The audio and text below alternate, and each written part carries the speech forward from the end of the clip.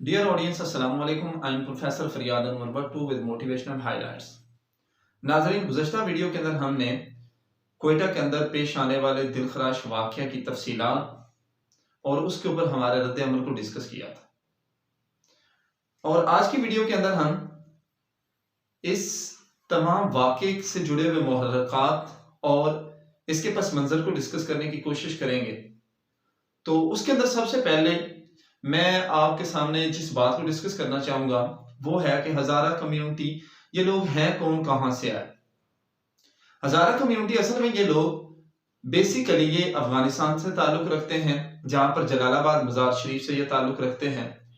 और आज की मौजूदा जो अफगानिस्तान की हुकूमत है उसके अंदर इनका अमल दखल बहुत ज़्यादा है और अफगानिस्तान की फ़ौज के अंदर हज़ारा कम्युनिटी के लोग बहुत ज़्यादा असर रसूख रखते हैं। और जब ये 9/11 के बाद अमेरिका के साथ उस वक्त की इमारत इस्लामिया यानी तालिबान के इख्तलाफात बढ़े, तो जो अमेरिका को सपोर्ट किया या अमेरिका के साथ मिलके जो काम किया वो शुमाली इत्तेहाद के नाम से जो लोग जाने जाते हैं, वो यही हज़ारा कम्युनिटी के लोग। लेकिन अभी हम बात करेंगे पाकिस्तान की हज़ारा कम्युनिटी की, तो ये लोग वहीं से माइग्रेशन के बाद माइग्रेट करके ये पाकिस्तान के अंदर आ गए। क्वेटा के अंदर आकर इन लोगों ने खुद को मजबूत किया, कारोबार किया और कारोबारी तौर पे इन्होंने अपनी एक शनाख्त और पहचान बना ली। इनकलाब ज़माना के साथ वक्त बदलता गया।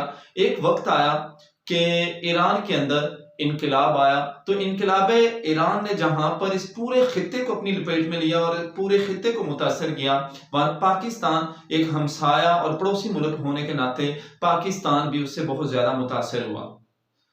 और उसकी वजह क्या बनी कि ईरान एक शिया स्टेट है, तो पाकिस्तान की जो शिया कम्युनिटी थी इसने ईरानी इनकलाब को बहुत ज्यादा सपोर्ट और प्रमोट किया और पाकिस्तान के अंदर उसके असरात नुमाया तौर पे देखे जाना शुरू हो गए।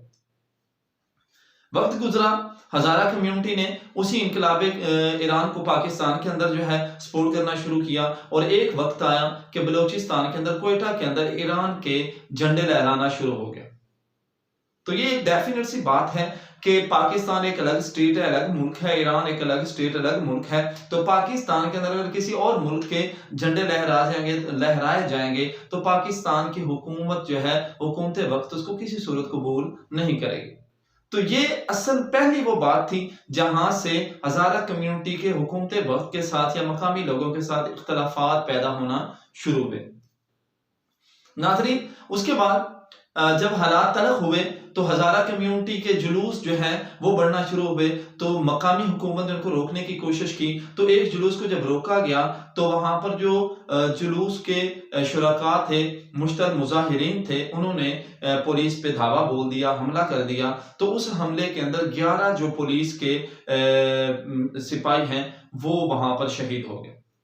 उसके बाद और ज्यादा हालात तलख हो गया और फिर इस सब के ऊपर जलती पे तेल का काम जो है 2004 के अंदर आशूरा के जुलूस में एक खुदकुश धमाका हुए।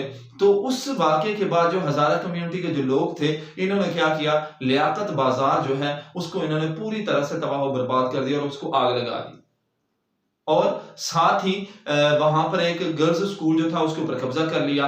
तो इस वजह से वहां के जो मकामी इंतजामिया के साथ तो इनके इख्तिलाफात हुए ही हुए, लेकिन वहां की जो मकामी आबादी थी जिसके अंदर पठान और बलोच लोग थे, उनके साथ भी इनके इख्तिलाफात बहुत ज्यादा बढ़ गए। नाज़रीन, जब ये इख्तिलाफात बढ़ गए तो उसके बाद वहां पर आए रोज जो है लड़ाई झगड़े या मामूल बनना शुरू हो गया। नाज़रीन, अब इस सारे वाक़े के अंदर ईरान का किरदार जो है वाज़ेह हो गया कि ईरान के साथ उनकी हमदर्दियां ईरानी इनकलाब ईरान के बाद और ज्यादा बढ़ गई। अब नाज़रीन, इस वाक़े के अंदर आपको इंडिया का किरदार बताना चाहूंगा। 2018 के बाद जब से पाकिस्तान की हुकूमत बदली है और इंटरनेशनल सिनेरियो के अंदर बहुत सी तब्दीलियां आई हैं। जैसे अमेरिका ने कुछ अर्सा पहले अफगानिस्तान से अपनी अफवाज के इनखला का ऐलान किया, तो उसके बाद पूरी दुनिया के अंदर जो हालात हैं वो बदलना शुरू हो गए और दुनिया के अंदर नए ब्लॉक जो वजूद में आना शुरू हो गए। तो पाकिस्तान का किरदार जो दुनिया के अंदर बढ़ना शुरू हो गया, जो कि पूरी दुनिया के अंदर जो इस वजह से होनी ताकतें हैं, बड़ी ताकतें हैं, उनको किसी सूरत काबिल कबूल नहीं, बिलखुसूस हमारे पड़ोसी मुल्क इंडिया को तो वो किसी सूरत भी काबिल कबूल नहीं। तो इंडिया ने किसी भी प्लेटफॉर्म पर, किसी भी जगह पर पाकिस्तान की रुसवाई, पाकिस्तान को अदम इस्तेहकाम से दोचार करने में कोई कसर उठा नहीं रखी। और जैसा कि आप जानते हैं कि ये हजारा कम्युनिटी असल में अफगानिस्तान से ताल्लुक रखती है, और अफगानिस्तान के अंदर इस वक्त अमेरिका और अफगानिस्तान की हुकूमत के बाद जो सबसे ज्यादा असर और रसूख है वो इस वक्त इंडिया की हुकूमत का है। और इंडिया वहां से जो है अपने तमाम जो प्रोपोगंडा कर रहा है, अपने वो तमाम किस्म की तखरीबी कार्रवाइयां जो है वहां से वो करवा रहा है पाकिस्तान के अंदर, और जिसके अमली शवाहिद भी हम एक डोजियर की सूरत में अक़वाम मुत्तहिदा को पेश कर चुके हैं। उसके बाद नाज़रीन, ये गुज़श्ता तकरीबन 3 माह से पाकिस्तान के अंदर हमारी जो इंटेलिजेंस एजेंसीज हैं उन्होंने तखरीबी कार्रवाइयों के बड़े बड़े मंसूबे जो हैं वो नाकाम बनाए हैं, और इंडिया के फंडर जो उन्होंने टेररिस्ट, दहशतगर्द जो उनको गिरफ्तार भी किया। तो ये सारा सिनेरियो जो है, इंडिया इस वक्त चाहता है कि पाकिस्तान के अंदर किसी सूरत भी वो पाकिस्तान को खाना जंगी जैसे हालात से दो चार करे, पाकिस्तान के अंदर फिरका वारियत को हवा दे। तो ये जो वाकया हुआ है इसके अंदर इंडिया का किरदार जो इसको किसी सूरत भी फरामोश नहीं किया जा सकता। इंडिया के इसके अंदर बहुत बड़ा किरदार है। इंडिया लोगों को फंड कर रहा है, इंडिया उनको सपोर्ट कर रहा है और उनको प्रमोट करने की कोशिश कर रहा है ताकि पाकिस्तान जो है इस्तेहकाम से दो चार हो। नाज़रीन, इस सारे वाकये का सबसे दिलचस्प, अजीब, अनोखा सवाल जो कि आपके दिलों में भी खटक रहा है, मेरे दिल में भी खटक रहा है, वो सवाल ये है कि वहां पर मरने वालों के लवाहिकीन जो हैं उन्होंने हुकूमत वक्त से कुछ मुतालबात रखे थे। तो फौरन जो वजीर आला बलोचिस्तान थे वो वहां पर गए, उन्होंने उनके साथ मुज़ाकरात किए और उनके कुछ मुतालबात मान लिए और उनसे कहा कि अब जो ये मैयतें हैं इनकी तदफीन कर दी जाए। लेकिन दिलचस्प सूरत हाल उस वक्त पैदा हुई जब उन्होंने मुतालबात कुछ माने जाने के बावजूद उन्होंने कहा जी हम अभी तक इनको दफनाने के लिए तैयार नहीं है जब तक कि वजीर आला पाकिस्तान, प्राइम मिनिस्टर साहब खुद तशरीफ नहीं लाते। इसके बाद वजीर आजम साहब, प्राइम मिनिस्टर साहब ने किया कि हमारे इंटीरियर मिनिस्टर जो हैं शेख रशीद साहब, उनको भेजा। शेख रशीद साहब गए तो उन्होंने जाकर वहां पर उनसे मुज़ाकरात किए और उनके तमाम मुतालबात जो हैं वो उस वक्त शेख रशीद साहब ने मान लिए वजीर आजम साहब की हिदायत पर।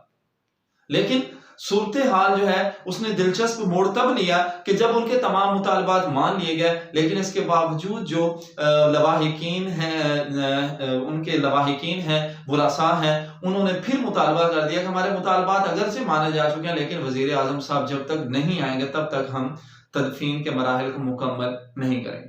तो नाज़रीन, मैंने कोशिश की थी कि एक गैर जानिबदाराना जो एक तजज़िया आपके सामने पेश करूं, तो ये सारी सूरत आपके सामने रख दी है और अब आगे देखते हैं कि ये ऊंट किस करवट बैठता है। लेकिन मेरी बीइंग अ पाकिस्तानी आप तमाम लोगों से एक रिक्वेस्ट है कि इस वाक़े के अंदर जो शिया कम्युनिटी के या हज़ारा कम्युनिटी के लोग हैं वो भी सब्र और तहम्मुल को मुज़ाहिरा करें और इस बात की एहतियात करें कि मबादा कहीं वहां पर कोई और एजेंसी या कोई और बंदा जो वहां पर फायदा ना ले और हमारा मुल्क जो है इंतशार और अदम इस्तेहकाम से दो चार ना हो। और हुकूमत वक्त को भी चाहिए कि वो जल्द अज जल्द जो है इसके इंसदाद और इसके सद्देबाब के लिए कोशिश करे और वहां पर जाकर उन मुजाहिरीन से, उन लवाहिकीन से, उन बुरासा से जाकर मुज़ाकरात करें, उनके मुतालबात सुने और वजीर आजम साहब जो है जल्द अज जल्द जो है इस जो सारा ये सिनेरियो बन चुका है इसको कंप्लीट और मुकम्मल करने की कोशिश करें।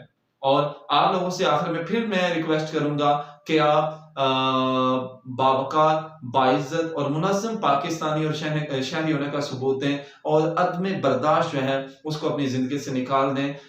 हज़ारा कम्युनिटी के लोग हों या कोई और हों, पाकिस्तानी होने के नाते वो हमारे अपने लोग हैं, तो उनके ऊपर होने वाला जुल्म और ज्यादती वो हमारे साथ जुल्म और ज्यादती है, उसको किसी किस्म की लिसानियत, फिरकावारियत और सुबाइयत से मत जोड़ें।